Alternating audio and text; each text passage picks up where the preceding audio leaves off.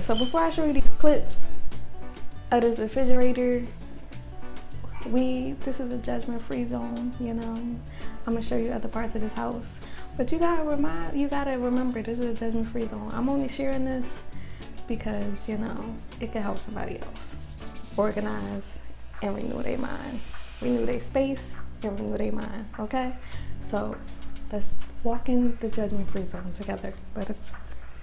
We're here. Okay, step number 1 is identification. So you have to figure out what the problem is. In this case, well, in my case, it was the refrigerator. But what is the problem spiritually? The problem spiritually was laziness, in terms of my case, and scapegoating. When Paul writes this, he writes it so plain. It's like, if your gift is to prophesy, then prophesy. If your gift is to lead, then lead. Like, why aren't you doing what you're supposed to do? And that's what I was doing in the case of this refrigerator. Like, I was waiting for everybody else and anybody else to do something that was my responsibility. There are a lot of things that we wait on other people to do. We see a situation that bothers us. If you see a situation or a thing or something that bothers you, it's bothering you for a reason. It's not just bothering you just to get on your nerves. You're meant to make a change. And that's what I had to realize in terms of like changing my mindset, renewing my mindset, and understanding that there are certain things that other people aren't going to do because it doesn't bother them, because it's not what they're meant to do. And instead of me waiting for somebody else to organize the refrigerator, instead of me waiting for somebody else to wash the dishes, I have to lead because it's bothering me for a reason. So I have to take responsibility and, you know, walk in my purpose. Be the person that God created me to be. All right, number 2 is research. So first, when we research things, when I first researched it, I literally just went on Pinterest, and thought about, what are you supposed to do in the refrigerator? Like, how is a refrigerator supposed to be organized? So I looked and I saw different articles, and it said that the meat is supposed to go on the bottom part of the refrigerator, so that's what I did. All right, number 3 is clean out. So if you know me, you know that I'm the throwaway queen. Like, I don't care. I throw away stuff.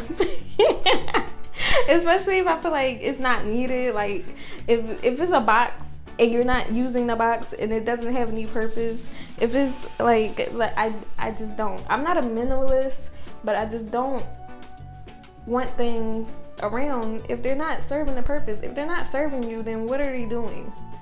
And y'all, I'm gonna show you the clips of me cleaning out this refrigerator, and I'm a little embarrassed, but listen here, I'm not the only adult in this house.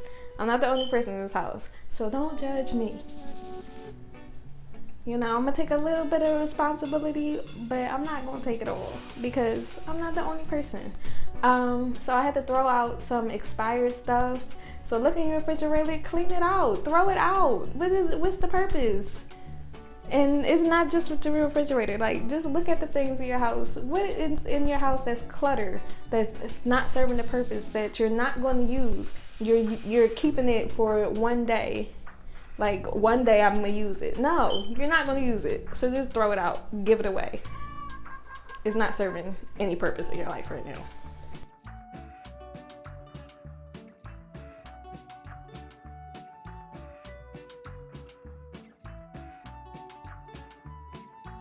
On our way to the dollar store so I can get some stuff for this refrigerator. Hopefully they have most things. I don't really have high hopes for this dollar store, so I might have to go to another neighborhood, but we're going to check and see what they do have. My goal is to only spend like $20 combined for this refrigerator for organization.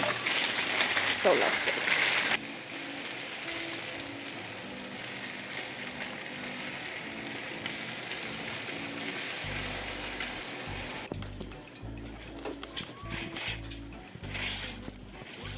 These are like a scooter around, but no, it's slow. Oh, well, wow.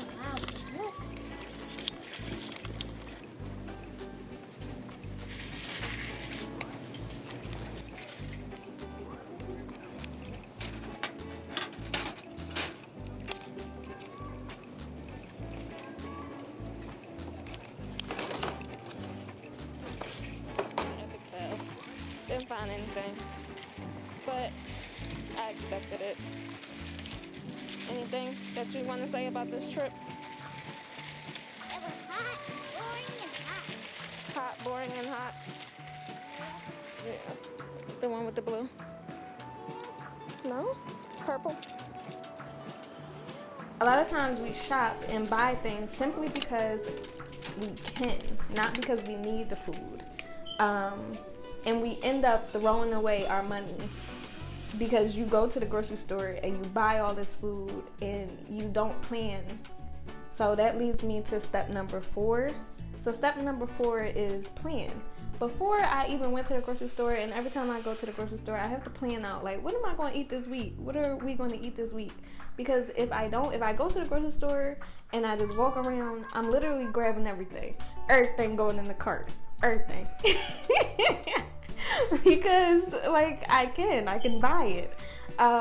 And when you do things like that, you literally have a lot of waste, and you end up throwing your money in the trash because you bought stuff that you're not even going to cook, and it's going to waste away in 1 week.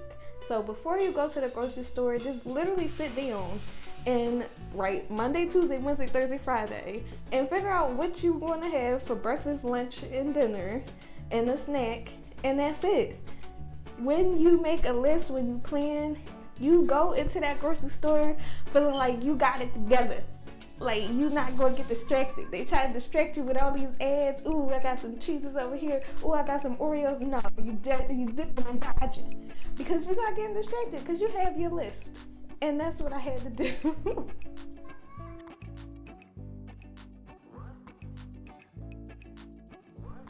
Number 5 is organize and execute. So you did all the planning, you went to the store, you bought the boxes, you bought the little things. So now you actually got to do what you got to do. And don't worry about making it perfect. And I struggle with that a lot. Like, I honestly wasn't going to share this because I was like, it don't look like the home edit. It's not perfect. It's not all aligned. It's not what I want it to look like. It's not Instagram ready. But it is progression. And that's what you have to tell yourself. Like, do it not for perfection, but for progression. Do it so that you can have clarity. Do it so that when you execute this one thing, now that I executed this one thing, I'm going to start doing other stuff because I know that I can do it, and it's not hard. The hardest part is starting. Like, that's the hardest part. Sorry, y'all, I live in the hood. We gonna wait for this ambulance to go by.